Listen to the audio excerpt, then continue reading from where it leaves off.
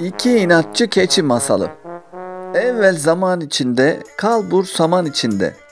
Develer tellal iken, pireler berber iken. Ben dedemin beşiğini tıngır mıngır sallar iken. Çok eski zamanlarda küçük bir köy varmış. Bu köyde dağın yamacındaki küçük bir evde yaşayan bir köylü varmış. Bu köylünün tavukları, ördekleri, bir eşeği ve de keçileri varmış. Bu keçilerinin ikisi diğer keçilerinden farklıymış. Köylünün bu iki keçisi de çok inatçıymış. O kadar inatçılarmış ki biri ne yapsa diğeri tersini yapmaya çalışırmış. Çalılıklarda karınlarını doyurmaya gitseler bu iki inatçı keçi bir otlara, bir çalılara, bir otlara, bir çalılara gider gelirlermiş. Böyle olunca da bazen neredeyse aç kalırlarmış. Derenin kenarına otlamaya gitseler iki inatçıdan biri derenin bir tarafında, biri derenin diğer tarafında otlarmış. Köylünün diğer keçileri de kendi hallerinde yaşarlarmış. Diğer keçilerin aralarında hiçbir sorun ya da inatçılık yokmuş. İnatçılık yapan, sorun çıkaran sadece bu iki inatçı keçiymiş. Yine bir gün kırlara otlamaya gitmiş keçiler. Her taraf yemyeşil, taptaze otlarla doluymuş. Otladıkları yerin yakınında da bir nehir varmış. Bizim inatçı keçiler de birbirinden ayrı yerlerde otluyorlarmış.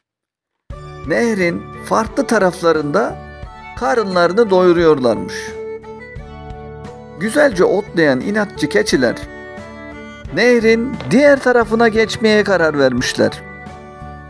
İkisi birden nehrin üzerindeki küçük köprüden geçerken köprünün ortasında karşılaşmışlar.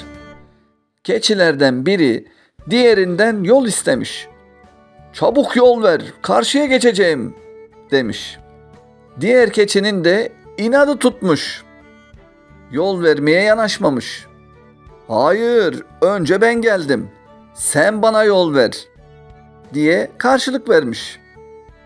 Keçilerin ikisi de inatçı olunca kenara çekilip de biri diğerine yol vermemiş. "Sen çekileceksin, ben çekilmem, sen çekileceksin, ben çekilmem," derken başlamışlar kavgaya. Birbirlerine toz vurmaya başlamışlar. Birbirlerine toz vurmaktan da bir süre sonra yorgun düşmüşler. Ama toz vurmaya da devam etmişler. İkisi de inatçı ya, yorgunluk bile onları durdurmamış. Yorgun yorgun tozlaşırken ikisi birden köprüden nehrin sularına düşmüşler. İki inatçı keçiyi de nehrin suları almış götürmüş. Nehirde suya kapılıp giden keçiler çok büyük bir hata yaptıklarını anlamışlar. Ve keşke böyle inatçılık yapmasaydık da bunlar başımıza gelmeseydi demişler. Son pişmanlık bir işe yaramamış. Ve iki inatçı keçi birden nehrin sularıyla uzak uzak yerlere gitmişler. Diğer keçilerden ve sahiplerinden ayrı düşmüşler. İnatçılığın kimseye faydası olmaz. Olsa olsa zararı olur. En güzeli bir orta yol bulup anlaşmak. Masalımız da burada bitti. Gökten 3 elma düştü. Biri masalı dinleyenlere, biri iki inatçı keçiye, biri de masalı anlatana. Lütfen kanalıma abone değilsen abone ol ve videoyu beğen.